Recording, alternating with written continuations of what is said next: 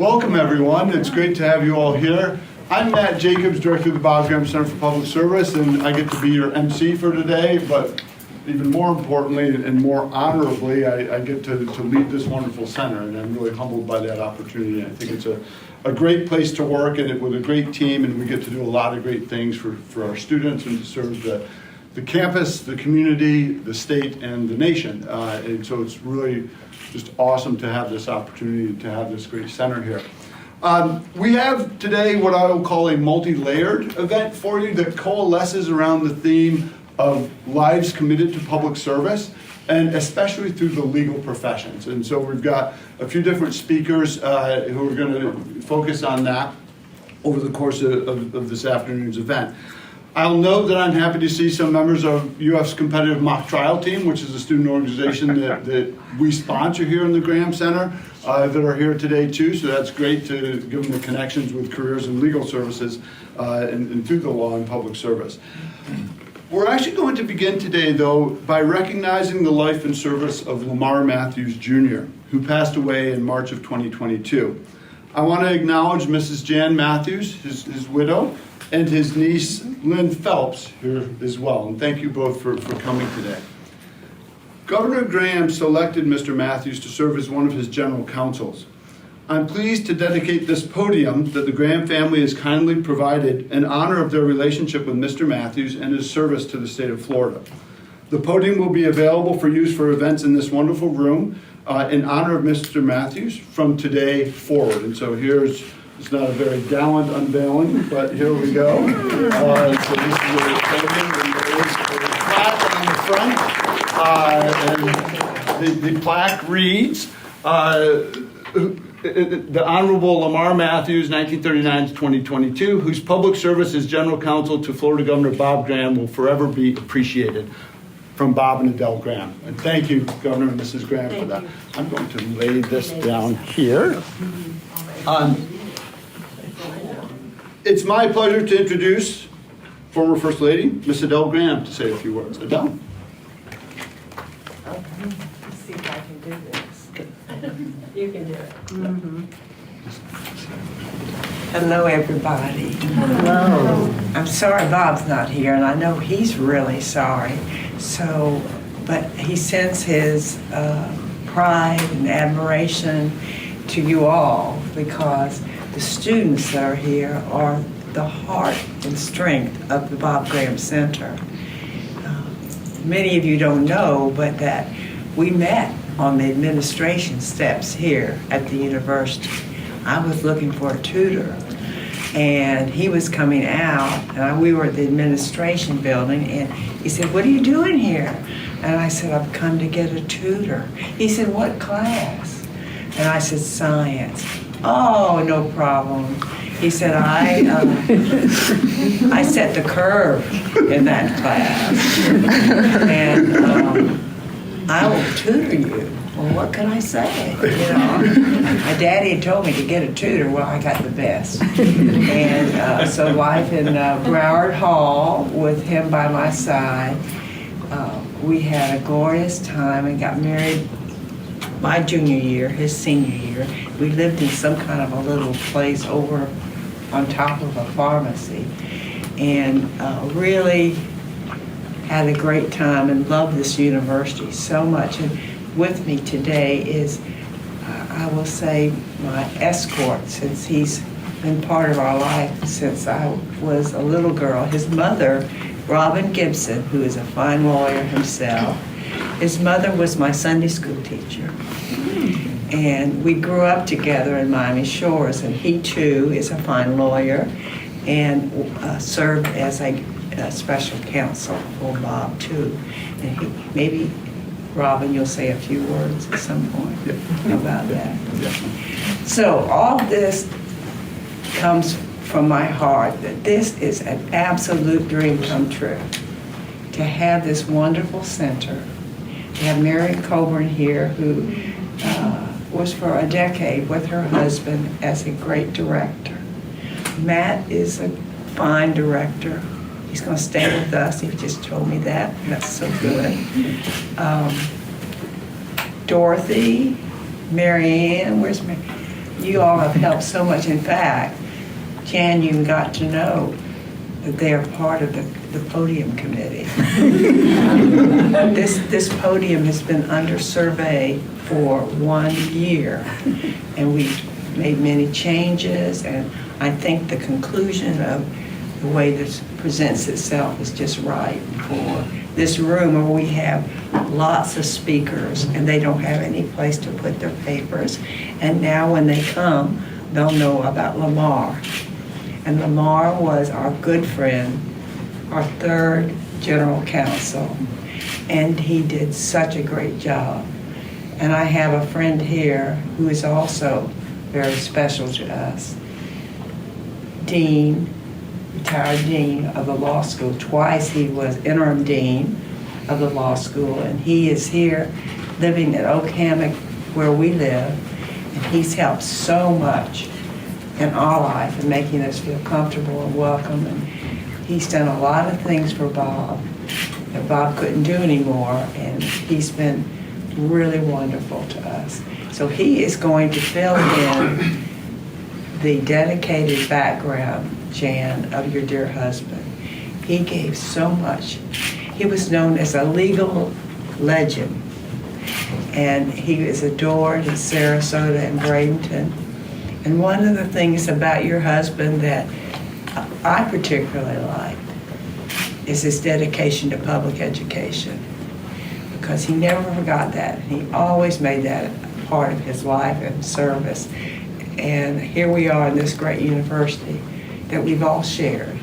Want everyone to know, all you students, that we're Gators, all the way through Gators. And when Bob was asked to speak at Harvard, he taught a year at the Kennedy School. This was what we wanted to do. We wanted to have a beautiful place on campus that would not be exactly like the Kennedy School, but a lot of inspiration. And look what we got. I think it is the most beautiful building on campus. And a lot of, see everybody nodding yes, a lot of people who have been here have told me, Mrs. Graham, this seems like a living room. And I thought, how nice. They get away from home and they come here and they feel comfortable in a living room. And so here we are in the living room of the University of Florida with a podium that honors our great friend, Lamar Matthews. And I hope in the years to come, as all the speakers will be here, this is a great setup here, like this little alcove, that will have a printout about Lamar, and that the speakers can all know about his good service. So glad you are here, especially the students. You're the most important part. And I hope you learn a lot and it stimulates your civic devotion. And once again, feel my pride. I'm so happy about the Graham Center, and you're the most important part. Thank you.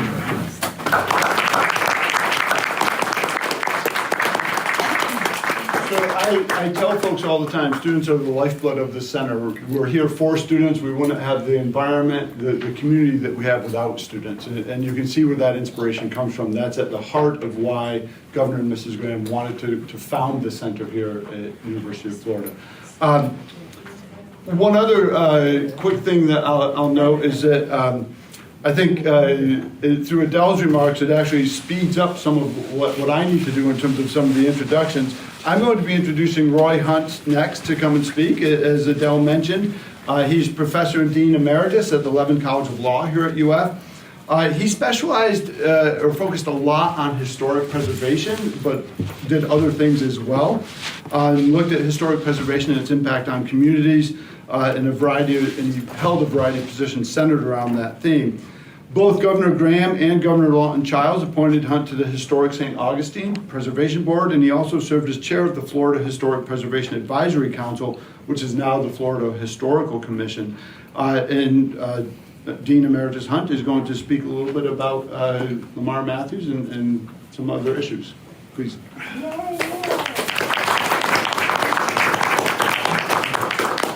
You'll have to excuse me for reading my remarks, but my memory has gotten a lot shorter in the last 2 weeks. I became 90.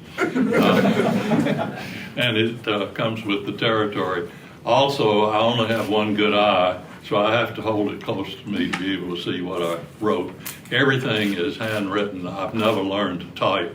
So I understand that I joined Mike Gannon, who many of you may at least know of. Gigi, his wife, said he wrote out in longhand everything he ever wrote and depended on her to type it.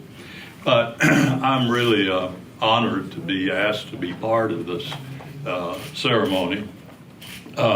We're here today to honor the late Lamar Matthews and to recognize Senator and Mrs. Graham's gift of this podium in his memory.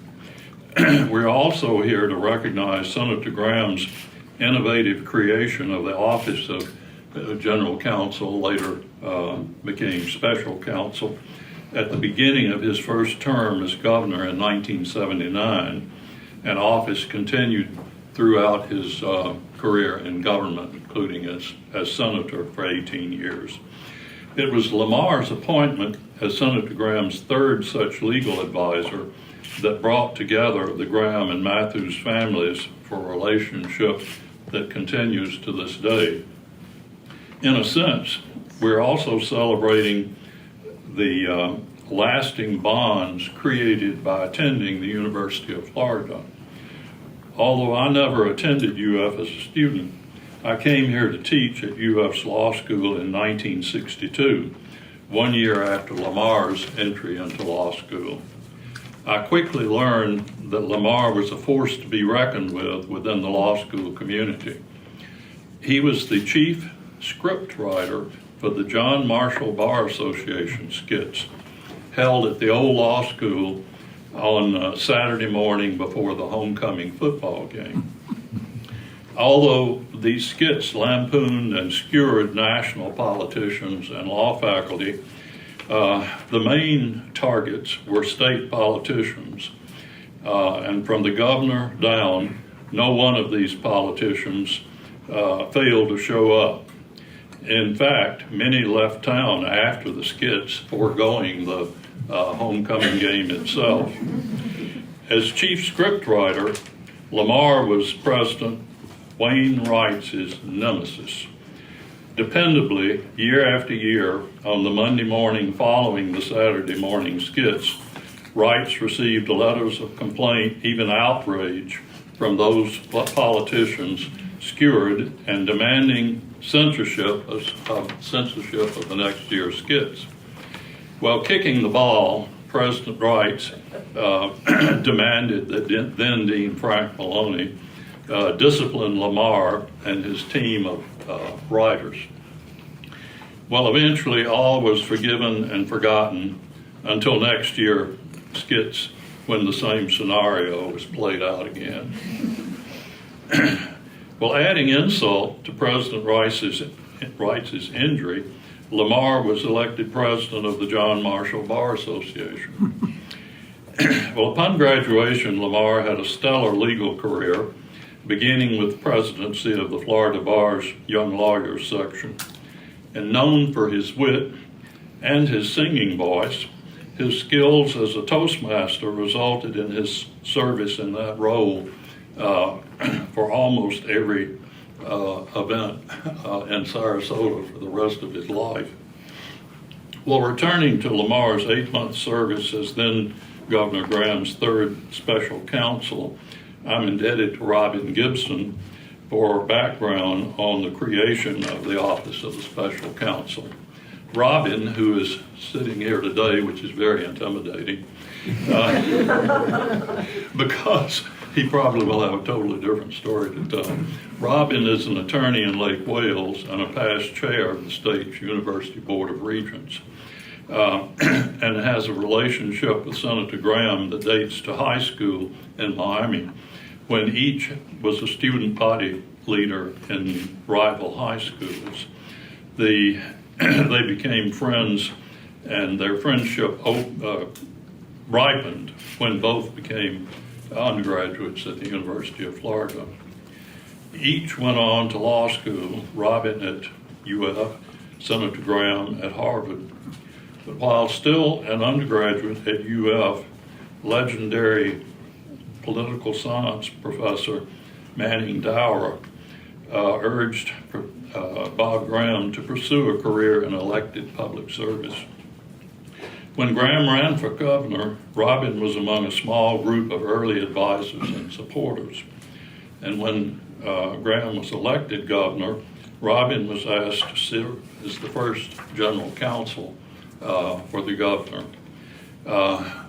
As I understand it, Robin, who had just established a practice in Lake Wales and was becoming known as a skilled lawyer, felt that he couldn't walk away from the practice for a minimum of 4 years.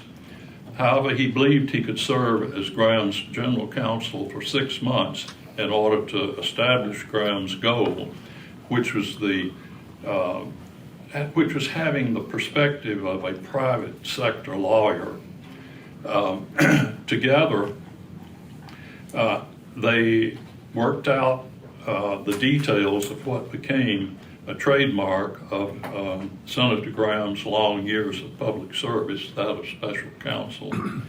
As Robin remembers it, I hope I'm remembering the same thing you are, Governor Graham's only stipulation in agreeing to such a structure was that Robin find his own successors. And Robin chose Lamar Matthews as the third special counsel.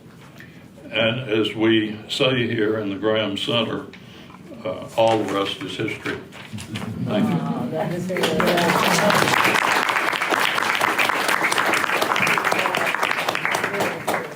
Thank you, Roy, for that. A couple of additional comments before I introduce Robin to say a few words. So Roy mentioned that Robin and Bob met in high school and then attended UF together. There's a third member of that group who's not here today, but some of you on campus may be aware of this. Buddy Shorstein was also a member of that group who graduated the same year as Bob and Robin did. Buddy became Bob's chief of staff, and tomorrow and Friday, Buddy has generously endowed the Center for Jewish Studies, and there's a naming ceremony that takes place over the course of tomorrow and Friday. So the Jewish Studies Center here on campus will now be named the Bud Shorstein Center for Jewish Studies in his honor as well. So that'll be taking place over the next couple of days also. So I think that you've heard enough about Robin's background. As Roy mentioned, he was the first general counsel. And so Robin, would you like to say a few words? Would you like to correct the record?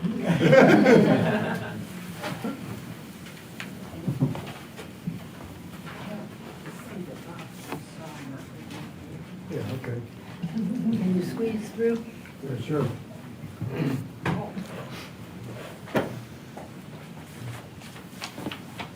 Some things never change. Adele told me when I was coming up here what I should say.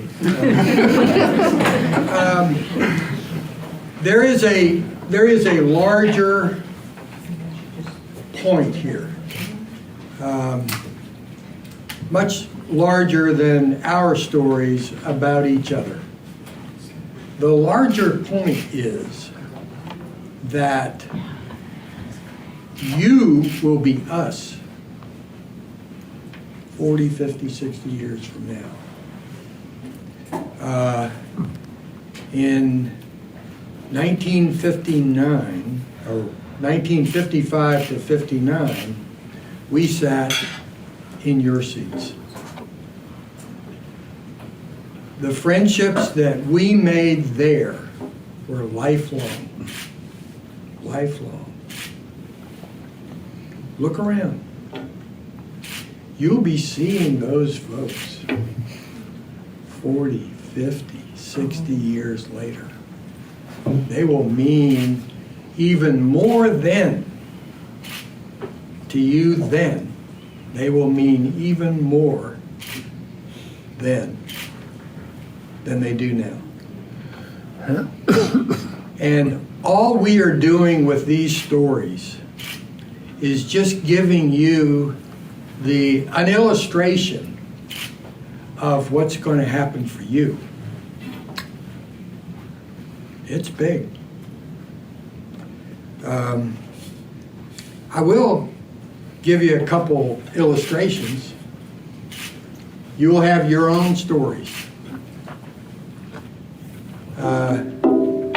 Roy talked about the skits.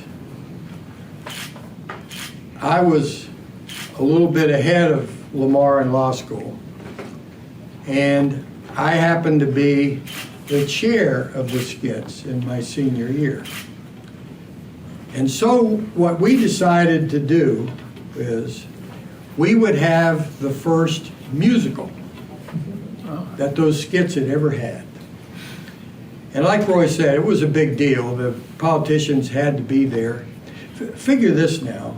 University of Florida was basically headquarters at that time. FSU had only a short time before become co-ed. And University of Florida was basically the university for this burgeoning, wasn't even burgeoning then, state. It was coming into its own after World War II. And so here we were among people who were from Florida and going back into Florida. So that's the kind of place it was. And so I happened to chair these skits. All the politicians had to show up. There's the governor sitting there, there's this one, there's that one. And we're making fun of these guys, which is kind of audacious, you know, students in law school. So we did the musical. And Lamar had a great singing voice. And he was the lead in this musical. And then there was a guy who became a circuit judge who wrote a lot of the lyrics. And by the way, Tallahassee has the same number of syllables as Oklahoma. So you can take that Oklahoma song and do a heck of a lot with it in Florida.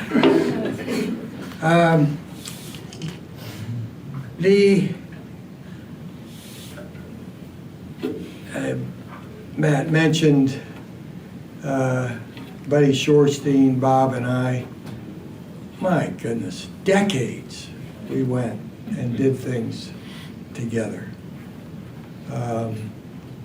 And be prepared for this.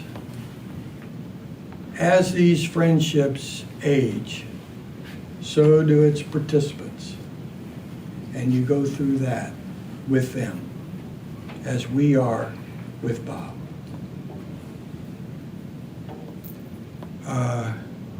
So take full advantage of the opportunities you have with your friends now. One of the reunions we had, we had reunions in Washington of these lawyers, 6-month wonders who came up. And Bob would round up famous folks. And one that probably, there were many, but one who probably illustrates my point this afternoon was Byron Whizzer White. He was a Supreme Court justice. Byron Whizzer White, not just an average human being. He grew up at a farm in small town, Colorado, and then graduates from the University of Colorado, valedictorian. He was All-American football player in Colorado. He was All-Pro football player. goes to Yale Law School. He's in World War II.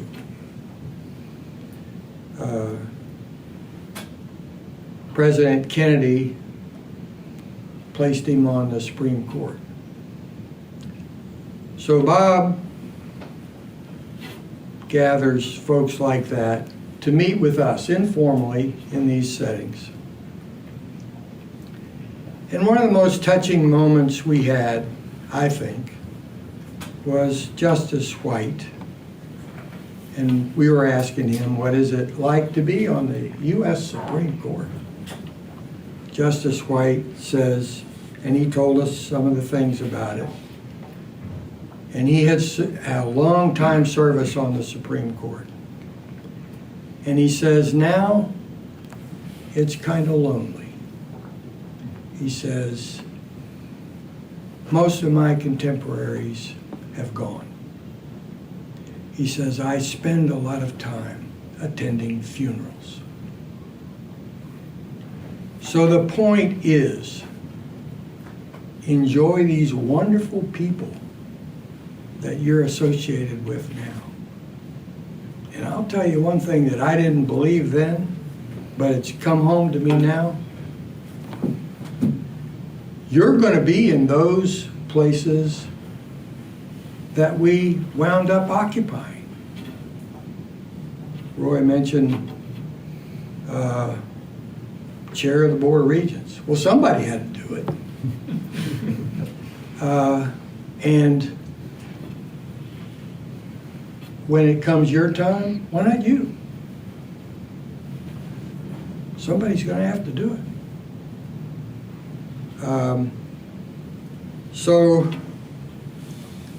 And Adele asked me to mention, and I'll get out of your way. Adele asked me to mention in Bob's absence, about these special counsel. And it was unique. He was unique. You know about the work days. And he was up for it. I said I couldn't leave a career, home, come to Tallahassee and throw all that away. But I'll give you 6 months. He said, okay. And he didn't blink. He says, okay, get your successor. And then because I happened to have been at the University of Florida for 7 years through those 2 degrees, he for 4, but then he went off to Harvard to law school. I knew the lawyers, and we needed lawyers. And so, and in typical Graham fashion, it wound up being kind of strategic. We would pick lawyers from this place and from that place and from the other place. And then we wound up with a network of real community leaders all across Florida. We had a problem, we knew who to call. And that stood us in great stead throughout the years. Remember this.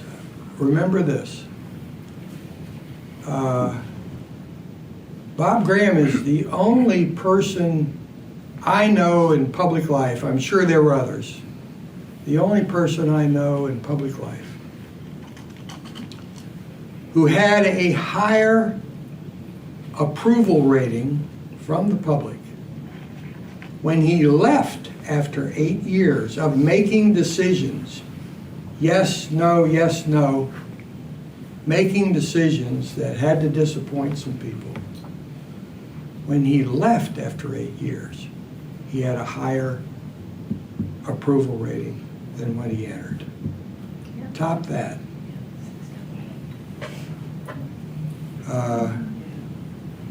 And not long after that achievement, moving on from being governor with that approval rating in Florida, where he had that consensus of Florida. Not long after that, 4 or 5 years, Then there was Bush Gore. And it was 50-50. Nothing like it had been when Bob was governor. 50-50. And it's been that way ever since. He was the last statesman this state has known. Thank you, Bob. Jan, you raised your hand. You set the standard too. He took your 4 children, Jean, Yeah. and after that, every single general counsel, special counsel, they had to bring their whole families for Yeah. that 6 months. It was, It's a big deal. yeah, we packed up all the kids and came. And the others did the same way.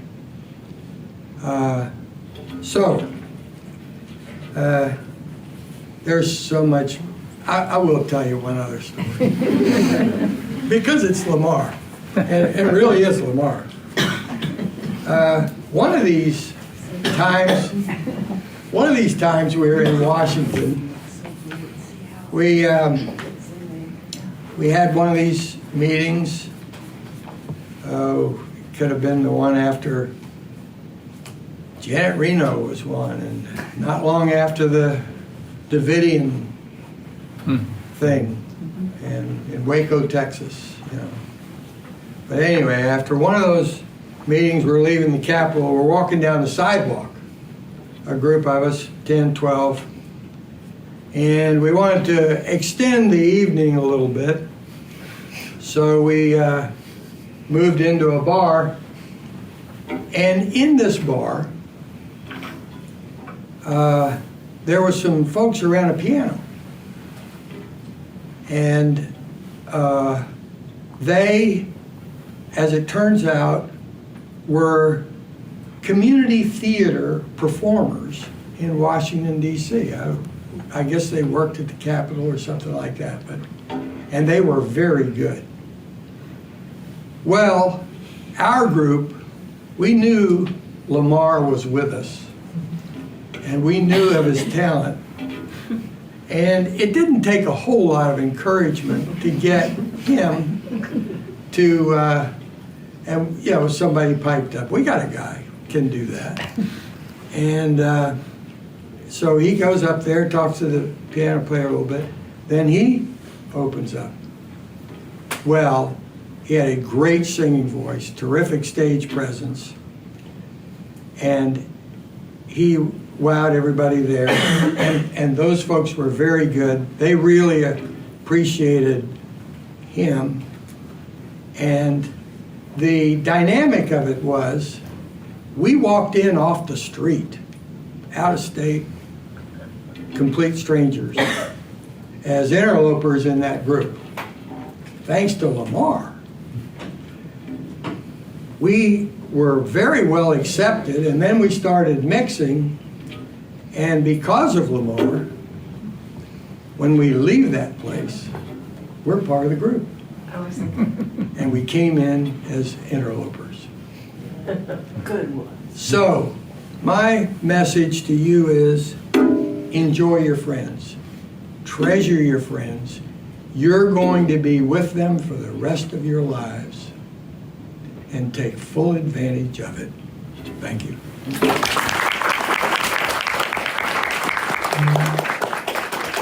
And share with those friends a commitment to public service too, which all of these individuals have demonstrated.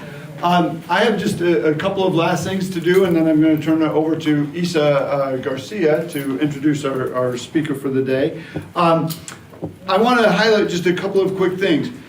All those special counsels, they not only gave back to their communities and states through their service, they gave to the Bob Graham Center for Public Service. For Robin and Bob Graham and Buddy Shorstein, those were the three that worked together to bring the center into fruition, right? To bring it together, to bring it into existence. But other special counsels donated to a fund called the Special Counsels Fund, which we have used to support the mock trial team and other initiatives connected to those interested in pursuing careers in the legal profession as well. And so there's actually been a tangible, very direct path down as well to supporting folks interested in the type of work that those special counsels themselves were doing. And then the last thing I wanted to follow up earlier on one of Adele's point about this beautiful space. Another long-term friend of the Grahams, Jim Pugh, Jim and Alexis Pugh. This building is named it's named Pugh Hall for Jim Pugh. He provided the funding, and his firm helped build this building. Literally just this morning, I was writing a thank you note to Jim just to kind of reconnect a little bit and express how much we enjoyed this space and how wonderful it is to see students all over the place in this building. Downstairs enjoying their lunch, up here enjoying an event, when we're able to do a public event down in the Okora. Just how valuable this building is to creating a home for our students as well. And that's also a product of one of those lifelong relationships that formed literally decades ago.